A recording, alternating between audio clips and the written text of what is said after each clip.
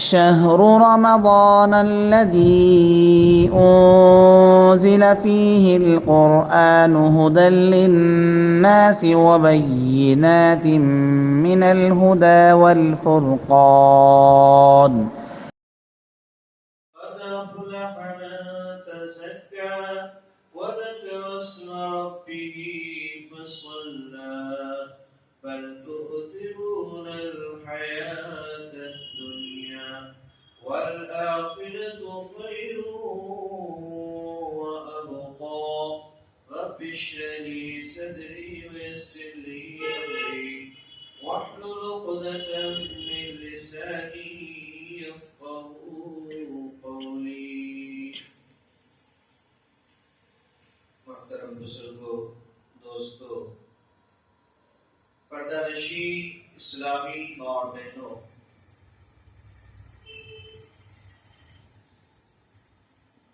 یہ مہینہ رمضان المبارک کا مہینہ ہے اور اس مہینے کے اکثر ایام گزر چکے ہیں۔ اللہ تبارک و تعالی نے اس مہینے کو اپنے بندوں کے لیے نیکیوں کا موسم بہار بنا دیا ہے، اور یہ موقع اللہ تبارک و تعالی نے ہمیں عطا کیا ہے کہ اس مہینے کی عظمت و برکت سے بھرپور رات و دن میں اللہ تبارک و تعالی کی زیادہ سے زیادہ عبادت کر کے، صیام و قیام کا اہتمام کر کے اور دیگر اعمال صالحہ کی انجام دہی کر کے ہم اپنے رب کی رضا اور خوشنودی حاصل کرنے میں کامیاب ہو جائیں اور اپنی مغفرت کا سامان کر لیں۔ رمضان سے متعلق ایک اہم عمل جو رمضان کے اندر تو نہیں ہے لیکن اس کا رمضان سے گہرا تعلق ہے، وہ عمل ہے صدقۃ الفطر کی ادائیگی۔ صدقۃ الفطر یہ ایک صدقہ ہے جو انسان کے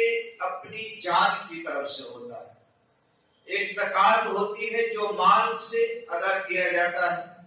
ایک آدمی جو صاحب نصاب ہے، جس کے پاس 85 گرام سونا ہے یا 595 گرام چاندی ہے یا اس کی قیمت کے بقدر کیش ہے اور ان پر سال گزر چکا ہے، تو اس پر زکوٰۃ فرض ہوتا ہے، اور جو بھی مال اس کے پاس ہے اس میں سے 2.5% یعنی 40واں حصہ بطور زکوٰۃ کے ادا کرنا ہوتا ہے۔ اور یہ صدقۃ الفطر مال میں نہیں بلکہ انسان کی جان پر ہے۔ اللہ کے نبی صلی اللہ علیہ وسلم نے اس صدقہ کو فرض قرار دیا اور تمام مسلمانوں پر فرض قرار دیا ہے، چاہے بڑا ہو یا چھوٹا ہو، جوان ہو یا بوڑھا ہو، مرد ہو یا عورت ہو، امیر ہو یا غریب ہو، غلام ہو یا آزاد ہو، ہر ایک مسلمان پر صدقۃ الفطر فرض ہے۔ چنانچہ حضرت عبداللہ بن عمر رضی اللہ عنہ حدیث کے راوی ہیں، بخاری کی روایت ہے، کہتے ہیں کہ فرض رسول اللہ صلی اللہ علیہ وسلم زکاة الفطر صاعا من تمر او صاعا من شعیر على العبد والحر والذكر والانثى والصغير والكبير من المسلمين، کہ اللہ کے نبی صلی اللہ علیہ وسلم نے 1 سا جو یا 1 سا کھجور تمام مسلمانوں پر، خواہ آزاد ہو یا غلام ہو، مرد ہو یا عورت ہو، بڑا ہو یا چھوٹا ہو، فرض قرار دیا ہے۔ اسی طرح سے حضرت عبداللہ بن عباس رضی اللہ عنہما کی روایت ہے، کہتے ہیں فرض رسول اللہ صلی اللہ علیہ وسلم زکاة الفطر طهرة للصائم من اللغو والرفث وَطُعْمَةً لِلْمَسَاكِينِ کہ اللہ کے نبی صلی اللہ علیہ وسلم نے صدقۃ الفطر کو فرض قرار دیا ہے، مسکینوں کے کھانے کا انتظام کرتے ہوئے اور روزے داروں کے روزے کے درمیان ہونے والے لغو اور بیکار کی باتوں کے کفارے کے طور پر۔ یہاں پر اس حدیث کے اندر دو باتیں بیان کی گئی۔ پہلی بات تو یہ بیان کی گئی کہ صدقۃ الفطر فرض ہے، فرض رسول اللہ صلی اللہ علیہ وسلم۔ صحابی کہتے ہیں کہ اللہ کے نبی صلی اللہ علیہ وسلم نے صدقۃ الفطر کو فرض قرار دیا ہے۔ اور دوسری بات جو بیان کی گئی، صدقۃ الفطر کی فرضیت کی حکمت کیا ہے، اس کی علت کیا ہے، وجہ کیا ہے، سبب کیا ہے، ان میں سے دو اسباب کا تذکرہ کیا گیا ہے۔ پہلی چیز یہ کہ طہرۃ للصائم من اللغو والرفث، کہ حالت روزہ میں روزے داروں سے جو بیکار کا کام ہو جاتا ہے، لایانی باتیں ہو جاتی ہیں، چھوٹے موٹے گناہ اور معصیت کی چیزیں صادر ہو جاتی ہیں، صدقۃ الفطر کے ذریعہ اللہ تبارک و تعالی ان چیزوں کا جو ہے صفایا کر دیتا ہے، ان لغزشوں کا کفارہ اللہ تبارک و تعالی صدقۃ الفطر کو بنا دیتا ہے۔ دیکھیے اللہ تبارک و تعالی کی کرم نوازی بندوں پر کتنی۔ اللہ تبارک و تعالی نے روزہ فرض کیا کہ بندہ روزے کے ذریعے اللہ کی قربت و محبت حاصل کرے، اس کے لیے کچھ چیزیں عائد کر دی کہ فلاں فلاں کام نہیں کرنا، ان چیزوں سے بچنا ہے، ان چیزوں کو ترک کرنا ہے۔ اور پھر اللہ تبارک و تعالیٰ نے انتظام کیا کہ بندہ ایک بندہ ہونے کی حیثیت سے، انسان ہونے کی حیثیت سے، بشر ہونے کی حیثیت سے اگر کوئی لغزش کا کام کر دیتا ہے، کوئی غلط کام کر دیتا ہے، کوئی برا کام روزے کے درمیان کر دیتا ہے جو اسے نہیں کرنا چاہیے، جو روزے کے اجر و ثواب میں کمی کا باعث ہو سکتا ہے، جو روزے کے ثواب میں جو ہے خسارے کا باعث ہو سکتا ہے، اللہ تبارک و تعالیٰ اس کی بھرپائی کے لیے، اس کے کفارے کے لیے، تاکہ بندے کے روزے کا اجر و ثواب کم نہ ہو، بندہ محنت کرنے کے باوجود، مشقت کرنے کے باوجود، صبح سے شام تک کھانا پینا اور دیگر پابندیوں کو جھیلنے کے باوجود اجر و ثواب کی کمی سے نہ جھوجے، اس لیے اللہ تبارک و تعالی نے صدقۃ الفطر کو فرض قرار دیا تاکہ اس صدقہ کے ذریعے سے روزے کے درمیان ہوئی لغزشوں کو اللہ تبارک و تعالی معاف کر دے، اس صدقہ کو اللہ تبارک و تعالی روزوں کے درمیان ہوئی غلطیوں کا کفارہ بنا دے۔ اور بات جاری ہے اللہ تبارک و تعالی کی کرم نوازیوں پر، اللہ تبارک و تعالی کی رحمت پر، بندوں کے ساتھ اس کی شفقت و محبت پر۔ اللہ نیکیوں کا موقع بھی دیتا ہے، نیکیاں کیسے کرنی ہے وہ بتاتا بھی ہے، کون سی پابندیاں جھیلنی ہے وہ سکھاتا بھی ہے، اور پھر اسی کے ساتھ ساتھ رب العالمین اپنے بندوں پر رحم و کرم کا معاملہ یہ کرتا ہے کہ تمام کوششوں کے باوجود بھی اگر بندے سے لغزش ہو جاتی ہے، خطا ہوتی ہے، تو اس کا کفارہ بھی اللہ تبارک و تعالی بتا دیتا ہے۔ دوسرا سبب، دوسری علت، دوسری وجہ اللہ کے نبی نے بیان کی کہ طعمۃ للمساکین، یہ مسکینوں کے لیے کھانے کا ذریعہ ہے، مسکینوں کو کھانے کا سامان مہیا کر دیا جاتا ہے۔ صدقۃ الفطر کے ذریعہ مسکینوں کو غذا حاصل ہو جاتی ہے، اسی لیے اللہ کے نبی صلی اللہ علیہ وسلم نے صدقۃ الفطر جو فرض کیا ہے، سونے سے نہیں، چاندی سے نہیں، روپے سے نہیں، پیسے سے نہیں، بلکہ اناج کی تعین کی گئی ہے، غلے کی تعین کی گئی ہے، خوراک بننے والی چیزوں کی تعین کی گئی ہے۔ بندہ جو کھاتا ہے، بندہ جو استعمال کرتا ہے، اپنی غذا میں جو چیزیں استعمال کرتا ہے بندہ، ان چیزوں کی تعین کی گئی ہے کہ صدقۃ الفطر میں یہ چیزیں نکالی جائیں۔ ایک اور مسئلہ یہ معلوم ہوا کہ صدقۃ الفطر کے جو مصارف ہیں وہ صرف فقراء اور مساکین ہیں۔ زکات کے 8 مصارف بیان کیے گئے کہ فلاں فلاں کو دینا ہے، لیکن صدقۃ الفطر صرف فقیروں اور مسکینوں کو دیا جائے گا۔ جو زکات کے مصارف ہیں وہاں نہیں خرچ کیے جائیں گے، صرف جو فقیر ہے، جو مسکین ہے، غریب ہے، محتاج ہے، اسی پر صدقۃ الفطر فرض کیا جائے گا، اس لیے کہ صدقۃ الفطر طعمۃ للمساکین ہے۔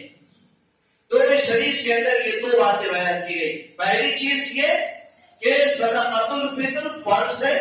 دوسری چیز یہ کہ صدقۃ الفطر یہ روزے کے درمیان ہونے والی لغزشوں کا کفارہ ہے، مسکینوں غریبوں محتاجوں کے کھانے کا انتظام ہے. تیسرا مسئلہ یہ ہے کہ صدقۃ الفطر کس پر فرض ہے. اس سلسلے میں نے حضرت عبداللہ بن عمر رضی اللہ عنہ کی روایت سنائی. حضرت عبداللہ بن عمر کہتے ہیں کہ علی الحر والعبد والذکر والانثى والصغیر والکبیر من المسلمین، کہ اللہ کے رسول صلی اللہ علیہ وسلم نے صدقۃ الفطر ہر مسلمان پر، خواہ وہ آزاد ہو یا غلام ہو، وہ مرد ہو یا عورت ہو، وہ بڑا ہو یا چھوٹا ہو، ہر ایک پر صدقۃ الفطر فرض ہے. اب سوال یہ، جیسے بچہ ہے تو بچہ کیسے صدقۃ الفطر ادا کرے گا؟ صدقۃ الفطر ایک بچہ کیسے ادا کرے گا؟ یا وہ شخص جو کسی کے ماتحت رہا،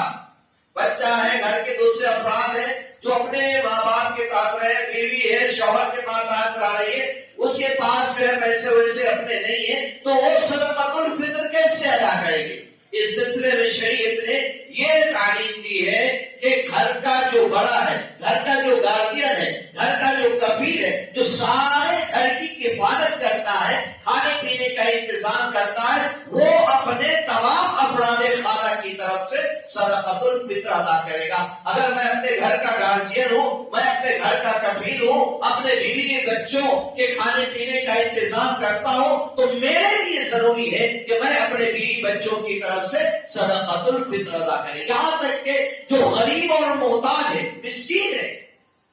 جو غریب محتاج اور مسکین ہے، جو اس لائق ہے جو زکات و صدقات لے سکے، اس کے اوپر بھی صدقۃ الفطر ہے. اگر اس کے پاس عید کے دن کھانے بھر کے سامان سے زیادہ غلہ اور اناج ہے کہ وہ صدقۃ الفطر نکال سکے، تو اس کے اوپر بھی صدقۃ الفطر لازم ہے. اللہ کے نبی صلی اللہ علیہ وسلم نے کہا کہ اما غنیکم فیزکیہ اللہ واما فقیرکم فیرد اللہ علیہ اکثر مما اعطاہ، کہ جو تمہارے مالدار لوگ ہیں، جو تمہارے توکل لوگ ہیں، صاحب مال ہے، اللہ تبارک و تعالی صدقۃ الفطر کے ذریعے سے ان کو پاسدار کر دے گا. وَأَمَّا فَقِيرُكُمْ فَيَرُدُّ اللَّهُ عَلَيْهِ أَكْثَرَ مِمَّا أَعْطَاهُ، اور جو محتاج ہے، غریب ہے، اس نے جتنا بھی صدقۃ الفطر ادا کیا، اللہ تبارک و تعالی اس سے زیادہ اسے عطا کر دے گا. یعنی غریبوں کے لیے اللہ تبارک و تعالیٰ نے ان کے مال میں اور اضافہ کا ذریعہ اور بڑھوتری کا سبب بنا دیا ہے صدقۃ الفطر کو. تو امیر بھی ادا کریں گے، غریب بھی ادا کریں گے، بچوں کی طرف سے بھی ادا ہوگا، بڑوں کی طرف سے بھی صدقۃ الفطر ادا کیا جائے گا، مردوں کی طرف سے بھی صدقۃ الفطر ہوگا، عورتوں کی طرف سے بھی صدقۃ الفطر کی ادائیگی ہوگی. اس سلسلے میں ایک اہم مسئلہ کہ صدقۃ الفطر کتنا دینا ہے اور کیا دینا ہے، کتنا دینا ہے، کیا دینا ہے، یہ دو مسئلے. چنانچہ جو حدیثیں ابھی آئی اس کے اندر واضح طور پر یہ بات آئی ہے کہ ایک سا ادا کرنا ہے، اور دو اجناس کا تذکرہ ہوا ہے، جو اور کھجور کا. اس سلسلے میں حضرت ابو سعید خدری رضی اللہ عنہ کی ایک اور روایت ہے، بخاری شریف کی روایت ہے، کہتے ہیں کہ کننا نخرج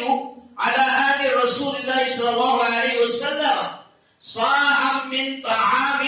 وكان طعامنا التمر والشعير والزبيب والعقد. حضرت ابو سعید خدری رضی اللہ عنہ کہتے ہیں کہ ہم اللہ کے نبی صلی اللہ علیہ وسلم کے مبارک زمانے میں صدقۃ الفطر ایک سا نکالا کرتے تھے، ایک سا نکالا کرتے تھے. سا کیا ہے؟ سا ایک پیمانہ ہے، یعنی اناج وغیرہ ناپ کر لینے دینے کا ایک برتن استعمال ہوتا تھا عربوں کے یہاں، جس کو سا کہتے ہیں. ہمارے یہاں پرانے زمانے میں یہ چلن زیادہ تھا، آج کم ہے، لیکن مختلف جگہوں پر آج بھی بہت ساری چیزیں معاف کر دی جاتی ہے، معاف کر لی جاتی ہے۔ تو سا ایک پیمانہ تھا، ناپنے کا برتن تھا، جس سے لوگ کوئی سامان لیتے تھے یا دیتے تھے تو ناپ کر کے لیتے اور کیا کرتے تھے۔ اب اس سلسلے میں اللہ کے نبی نے کہا کہ سا ہے، اب یہ سا کا وزن کیا بنے گا؟ اس سلسلے میں عربوں کی یہاں دو سا متعارف رہا، ایک مدنی سا یعنی جو مدینہ کے اندر استعمال ہوتا تھا، جسے اللہ کے نبی صلی اللہ علیہ وسلم نے صحابہ کرام نے استعمال کیا ہے، اور عراقی سا جو استعمال ہوتا تھا۔ دونوں کے وزن میں فرق ہے۔ جو عراقی سا ہے وہ 8 رطل کا ہے، اور جو مدنی سا ہے وہ 105 رطل کا ہے۔ اب اس اعتبار سے دونوں کے وزن میں بھی فرق آئے گا۔ بعض لوگوں نے عراقی سا کو جو ہے پیمانہ بنایا، معیار بنایا، میزان بنایا، حالانکہ یہ انتہائی غلط بات ہے، اس لیے کہ اللہ کے نبی صلی اللہ علیہ وسلم مدینہ طیبہ میں تھے۔ ظاہر ہے کہ اللہ کے نبی صلی اللہ علیہ وسلم کے زمانے میں مدینہ طیبہ کے اندر جو لین دین کیا جاتا تھا، عراق سے وہ برتن بنا کر کے نہیں کیا جاتا تھا،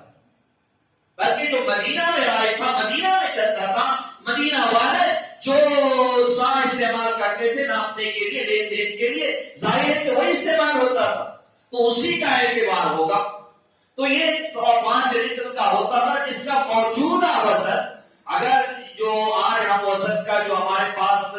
یہ ہے، اس سے اگر یہ کیا جائے تو تقریباً 2.5 کلو بنتا ہے۔ اب اس میں اناج بھی الگ الگ ہوتے ہیں، کوئی اناج ہلکا ہوتا ہے، کوئی اناج بھاری ہوتا ہے، تو ماپنے میں اور وزن کرنے میں فرق تو ہو سکتا ہے، لیکن ایک جو ہے متوسط جو ہے اندازہ یہ ہے کہ تقریباً جو ہے 2.5 کلو ہوتا ہے۔ تو ہر مسلمان کی طرف سے صدقۃ الفطر تقریباً 2.5 کلو نکالنا ہے۔ اب کن چیزوں میں نکالنا ہے؟ حضرت ابو سعید خدری رضی اللہ عنہ کہتے ہیں کہ صاع من طعام، طعام میں سے، طعام کہتے ہیں ایسی چیز کو جو کھانے پینے کے لیے استعمال ہوتی ہو، یا طعام سے مراد وہ چیزیں ہیں، وہ جو ہے غلہ جات ہے جن کو عموماً آدمی جو ہے اپنی غذا کے طور پر، کھانے پینے کے طور پر استعمال کرتا ہے، جیسے چاول ہے، گیہوں ہے، راگی ہے، جوار ہے، یا اس طرح کی جو بھی چیزیں جس علاقے میں جیسے استعمال ہوتی ہو، روزمرہ کے کھانے میں جن کا استعمال کیا جاتا ہو، وہ تمام چیزیں ہو سکتی ہے۔ اسی لیے حضرت ابو سعید خدری کہتے ہیں کہ صاع من طعام،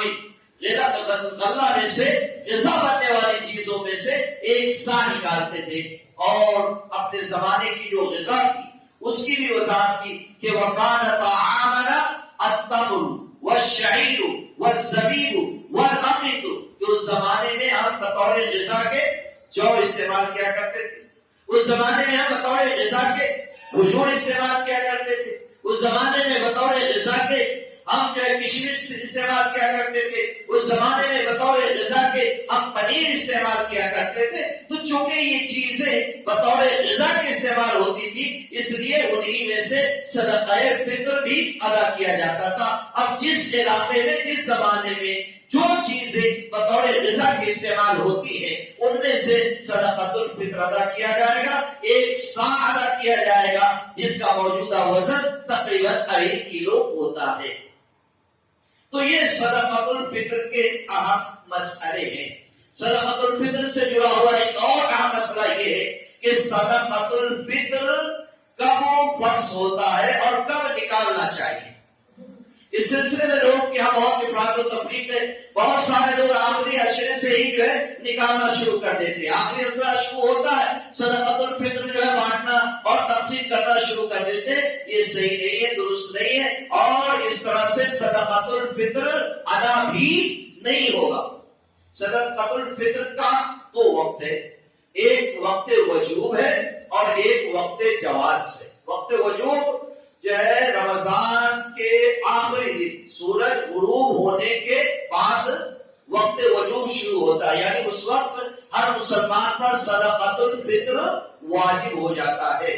فرض ہو جاتا ہے۔ اور ایک جو ہے وقت جواز ہے۔ وقت جواز کا مطلب یہ ہے کہ ان دنوں میں صدقۃ الفطر ادا کرنا جائز ہے۔ وہ یہ ہے کہ عید الفطر سے 2 دن پہلے، یعنی 28 رمضان سے آدمی صدقۃ الفطر نکال سکتا ہے۔ حضرت عبداللہ بن عمر رضی اللہ عنہ کی روایت ہے، حضرت نافع بیان کرتے ہیں کہ حضرت عبداللہ بن عمر رضی اللہ عنہ اپنے گھر والوں کی طرف سے صدقۃ الفطر نکالتے تھے، ادا کرتے تھے، اور جو لوگ اسے قبول کرتے تھے ان کو دیا کرتے تھے۔ اور اس کے بعد عام صحابہ کا طرز عمل جو ہے، اکثر صحابہ کا طرز عمل بیان کرتے ہیں کہ وَيُؤْتُونَ قَبْلَ الْعِيدِ يَوْمَيْنِ أَوْ يَوْمٍ، کہ عام طور سے صحابہ 2 دن پہلے یا 1 دن پہلے صدقۃ الفطر نکال لیتے تھے۔ تو اگر آدمی 28 رمضان کو نکالتا ہے، 29 رمضان کو نکال لیتا ہے تو یہ جائز ہے، لیکن اس سے پہلے صدقۃ الفطر نکالنا جائز نہیں ہے، درست نہیں ہے۔ بہتر یہی ہے کہ جب عید کا چاند ہو جائے اس کے بعد آدمی صدقۃ الفطر ادا کرے، لیکن اس سے پہلے اگر 28 رمضان سے کر لیتا ہے تو اس کے لیے جائز ہے، درست ہے۔ لیکن بہتر کیا ہے کہ جب عید الفطر کا چاند نکل آئے تب آدمی صدقۃ الفطر نکالے اور مستحق تک پہنچائے۔ اور سارے لوگ کہتے ہیں کہ وقت کم ہوتا ہے، غریبوں محتاجوں کو کیسے پہنچایا جائے؟ جب آدمی ایک محلے میں رہتا ہے، ایک جگہ رہتا ہے، تو غریبوں کو شناخت کرنا، مسکینوں کو پہچاننا یہ کوئی مشکل کام نہیں ہے۔ پہلے سے آدمی ایسے لوگوں کو فائنڈ آؤٹ کر کے رکھے جو صدقہ لینے کے مستحق ہے، جو غریب ہے، جو مسکین ہے، جو فقیر ہے، جو محتاج ہے، پہلے سے آدمی فائنڈ آؤٹ کر کے رکھے۔ جو ہے چاند رات ہو، جب سورج غروب ہو جائے، عید کا چاند نکل آئے، اس کے بعد جو صدقۃ الفطر کا اناج ہے، غلہ ہے، وہ لے، اور جو غریب آدمی کو پہلے سے فائنڈ آؤٹ کر رکھا ہے، جس مسکین اور محتاج کو پہلے سے شناخت کر رکھا ہے، اس کے گھر تک باعثر طریقے سے پہنچا دے۔ معاملہ بہت آسان ہے، ایزی ہے، کوئی مشکل نہیں ہے۔ تھوڑی سی جو ہے محنت کرنے کی ضرورت ہے، ورنہ مشکلات کچھ نہیں ہے، پریشانیاں کچھ نہیں، آسانی ہے، آسانی ہے۔ اور اس طرح سے مستحق فرد تک ہمارا صدقۃ الفطر پہنچ سکتا ہے، اس لیے کہ ہم بذات خود اس کو جان کر کے، پہچان کر کے، اس کی حالت کو دیکھ کر کے پہنچاتے، اور غریبوں کی عزت نفس کی حفاظت بھی ہو جائے گی کہ ان کو جو ہے کہیں جا کر کے لائن لگانے، بھاگنے، دوڑنے سے جو ہے نجات مل جائے گی۔ تو اس طرح سے ہم آسانی سے کر سکتے ہیں، یہ کوئی مشکل کام نہیں ہے۔ اس سلسلے میں دوسری بات یہ کہ صدقۃ الفطر کب تک ادا کیا جا سکتا ہے؟ اللہ تبارک و تعالیٰ نے اپنے رسول کی زبانی یہ ساری وضاحتیں بیان کر دی ہے، وقت متعین کر دیا گیا ہے۔ صدقۃ الفطر نماز عید سے پہلے ادا کر دینی ہے۔ حضرت عبداللہ بن عباس رضی اللہ عنہ کی روایت کے الفاظ ہیں کہ من اتاها قبل الصلاة فهي زکاة مقبولہ ومن اتاها بعد الصلاة فهي صدقة من الصدقات، کہ اگر آدمی نماز عید سے پہلے صدقۃ الفطر ادا کرتا ہے تو اس کا یہ صدقۃ الفطر بطور صدقۃ الفطر کے اللہ تبارک و تعالیٰ کی یہاں مقبول ہے۔ اور اگر نماز کے بعد ادا کرتا ہے تو یہ عام صدقہ ہوگا، صدقۃ الفطر نہیں ہوگا۔ تو اس سے معلوم یہ ہوا کہ نماز سے پہلے صدقۃ الفطر ادا کر دینی ہے، جہاں تک پہنچانا ہے، مسکینوں تک، فقیروں تک، محتاجوں تک، ان تک پہنچا دینا ہے، ان کو دے دینا ہے۔ تو ان باتوں کا خیال رکھنا ضروری ہے، اور ان مسائل پر جیسا کہ اللہ کے نبی صلی اللہ علیہ وسلم نے ہمیں تعلیم دی ہے، ہدایت دی ہے، اسی طرح سے ہمیں عمل کرنا چاہیے۔ رمضان ختم ہو رہا ہے، رمضان کے بعد خوشی اور مسرت و شادمانی کے اظہار کے لیے اللہ تبارک و تعالیٰ نے عید کا دن مقرر کیا ہے کہ 1 مہینے کی مشقت برداشت کرنے کے بعد، 1 مہینے تک عبادت میں لگے رہنے کے بعد، بہت ساری پابندیوں کو جھیلنے میں کامیاب ہونے کے بعد مسلمان خوشی اور مسرت کا اظہار کرے۔ اس لیے اللہ تبارک و تعالیٰ نے عید الفطر مقرر کیا، عید الفطر مقرر کیا۔ جب اللہ کے نبی صلی اللہ علیہ وسلم مکہ سے ہجرت کر کے مدینہ تشریف لائے تو دیکھا کہ انصار کے جو لوگ ہیں، مدینہ کے جو لوگ ہیں، وہ کچھ ایام میں خوشیاں مناتے ہیں، گھروں سے باہر چلے جاتے ہیں، کھیل کود کرتے ہیں، اچھے کپڑے پہنتے ہیں، اچھا کھانا کھاتے ہیں۔ اللہ کے نبی صلی اللہ علیہ وسلم نے ان سے پوچھا، سوال کیا کہ آخر ان دنوں میں تم کیا کرتے ہو؟ انہوں نے کہا کہ اللہ کے نبی جاہلیت کے زمانے سے ہی ہم ان دنوں میں خوشیاں مناتے ہوئے آ رہے ہیں. اللہ کے نبی نے کہا قد ابدلکم اللہ بما خیرا منہما الفطر والاضحیٰ،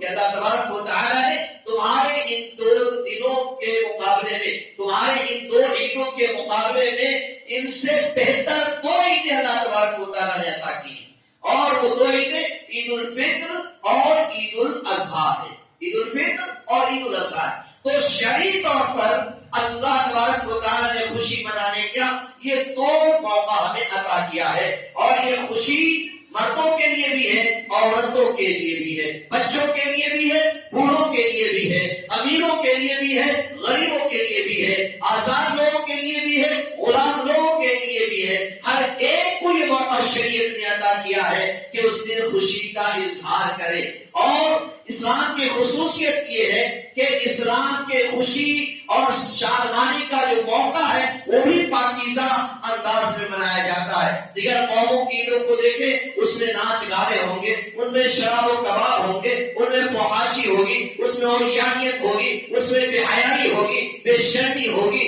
بے پردگی ہوگی، اور دنیا بھر کے خرافات ہوں گے. لیکن اسلام کا امتیاز اور خوبی یہ ہے کہ اسلام جب اپنے ماننے والوں کو عید اور خوشی منانے کا موقع عطا کرتا ہے تو یہ موقع بھی اللہ کی بڑائی اور کبریائی سے شروع ہوتا ہے، اللہ کے سامنے سجدہ ریز ہونے سے شروع ہوتا ہے. جب بندہ عید کی صبح کو گھر سے نکلتا ہے تو اللہ کی بڑائی کرتے ہوئے نکلتا ہے، اللہ کی کبریائی کرتے ہوئے نکلتا ہے، اللہ کی حمد و ثنا بیان کرتے ہوئے نکلتا ہے، عیدگاہ پہنچتا ہے، اللہ کی بڑائی اور کبریائی بیان کرتا ہے، اور پھر اللہ کے سامنے سجدہ ریز ہوتا ہے، 2 رکعت نماز پڑھتا ہے، وعظ و نصیحت سنتا ہے، اور پھر اس کے بعد میں آزاد ہے کہ وہ اچھا کھائے پہنے، دوست و احباب سے ملے ملائے، اپنوں کے پاس آئے اور اپنوں کو بلائے. جو ہے خوشی جائز طور پر خوشی منانے اور اظہار خوشی کے جو اسباب ہے، وسائل ہیں، ان کو اپنا کر کے اپنی مسرت و شادمانی کا اظہار کریں.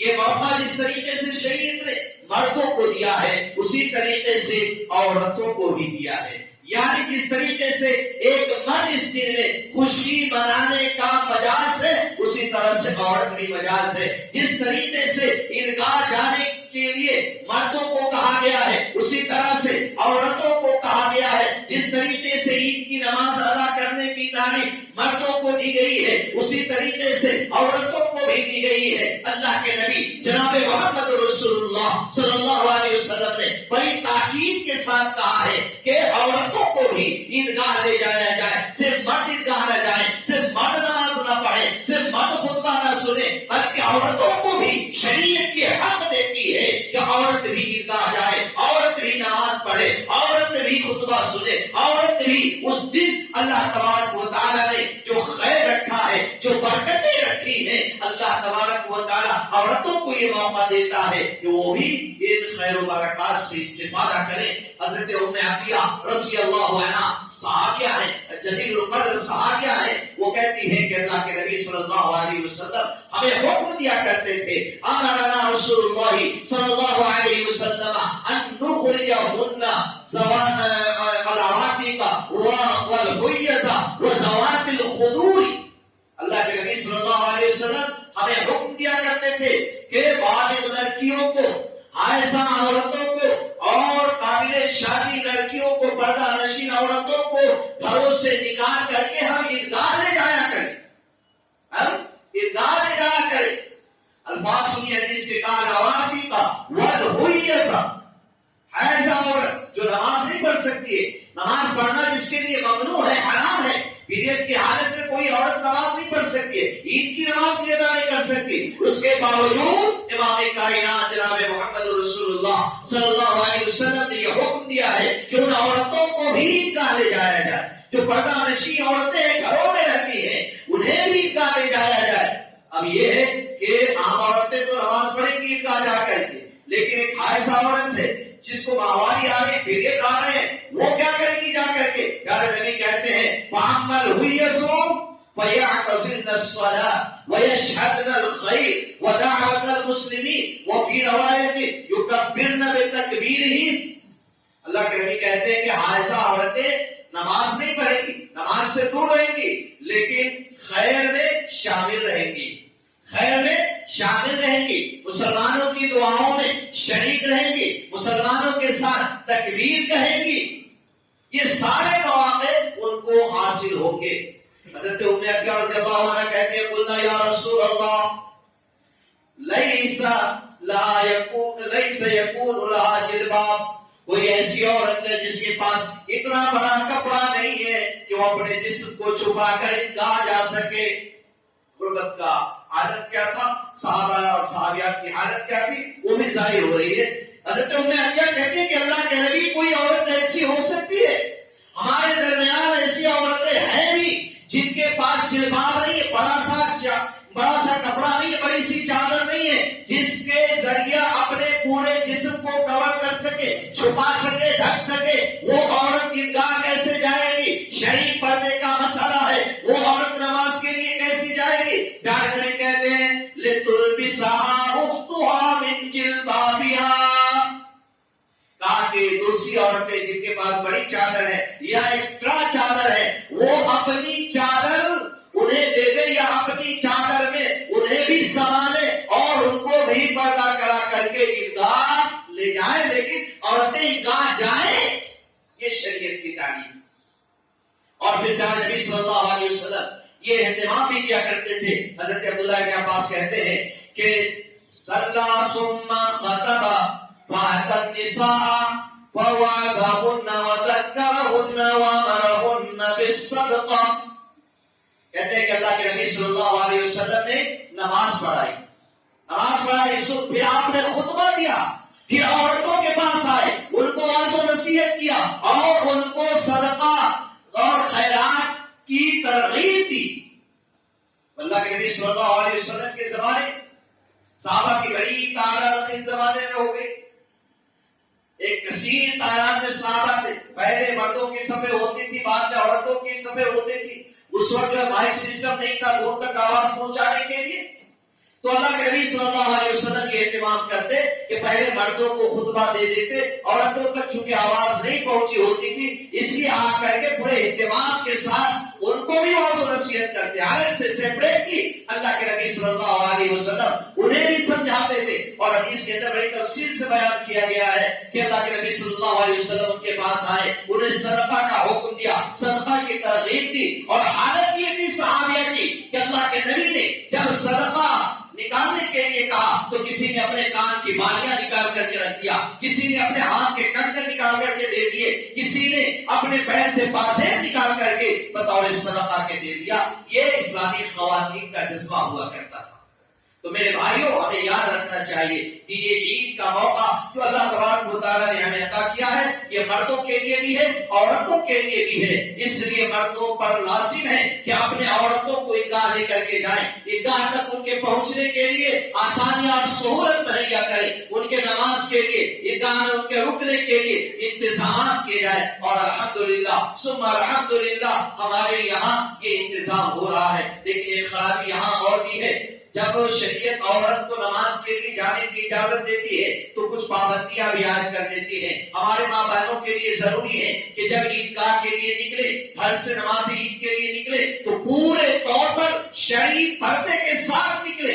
اپنے کپڑوں کی نمائش کرتے ہوئے نہیں، اپنے زیورات کی نمائش کرتے ہوئے نہیں، بلکہ اپنے جسم کو ڈھک کر کے، اپنے کپڑوں کو ڈھک کر کے، اپنے زیورات کو ڈھک کر کے نکلے اور عیدگاہ جائے۔ دوسری چیز یہ کہ جب نماز کے لیے جائے تو خوشبو بالکل لگا کر کے نہ جائے۔ اللہ کے نبی صلی اللہ علیہ وسلم نے خوشبو لگا کر کے عورتوں کے لیے نماز پڑھنا ممنوع قرار دیا ہے۔ اس لیے جب عورتیں عیدگاہ کے لیے جائیں، عید کی نماز کے لیے جائیں تو خوشبو لگا کر کے بالکل بھی نہ جائے، خوشبو استعمال کر کے بالکل بھی نہ جائے۔ تیسری چیز یہ کہ جب وہاں جائے تو اختلاط سے بچے۔ عام طور سے یہ ہوتا ہے کہ مرد اور عورت اکٹھے ہو جاتے، ایک جگہ جمع ہو جاتے ہیں، یا پھر یہ ہوتا ہے کہ غیر محرم رشتہ داروں کے ساتھ عورتیں ملنے لگتی ہیں، مصافحہ اور معانقہ کرنے لگتی ہیں۔ یہ صورتیں جائز نہیں ہے، درست نہیں ہے۔ عام دنوں میں بھی غیر محرم رشتہ داروں سے مصافحہ کرنا، معانقہ کرنا، ان کے سامنے بے پردہ ہونا جائز نہیں، عید کے دن بھی جائز نہیں، اس لیے عید کے دن بھی اس کا ہمیں خیال رکھنا چاہیے اور ہماری ماں بہنوں کو اس کا اہتمام کرنا چاہیے۔ اللہ تبارک و تعالیٰ نے جو موقع دیا ہے اس موقع سے ضرور فائدہ اٹھائیں۔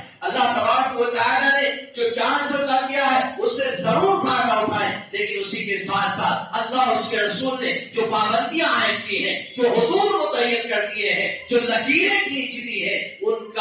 کی پابندی اور ان کا اہتمام بھی ضروری ہے۔ اللہ رب العالمین سے دعا ہے کہ اللہ تبارک و تعالیٰ سنی ہوئی باتوں کو سمجھ کر اپنانے کی توفیق عطا فرمائے۔ اللہ تبارک و تعالیٰ رمضان کے جو ایام بچے ہوئے ہیں، جو دن اور رات بچے ہوئے ہیں، جو لمحات بچے ہوئے ہیں، ان میں زیادہ سے زیادہ نیک اور اچھے اعمال کرنے کی توفیق عطا فرمائے۔ اللہ تبارک و تعالیٰ ہر قسم کی برائیوں سے ہماری حفاظت فرمائے۔ اللہ تبارک و تعالیٰ ہمارے حال کی اصلاح فرمائے۔ جو بیمار ہیں، پریشان ہیں، تکلیفوں میں ہیں، مصیبتوں میں ہیں، اللہ ان کی بیماری، پریشانی، تکلیف اور مصیبتوں کو دور فرمائے۔ آمین۔ ربنا تقبل منا انك انت السميع العليم وتب علينا انك انت التواب الرحيم۔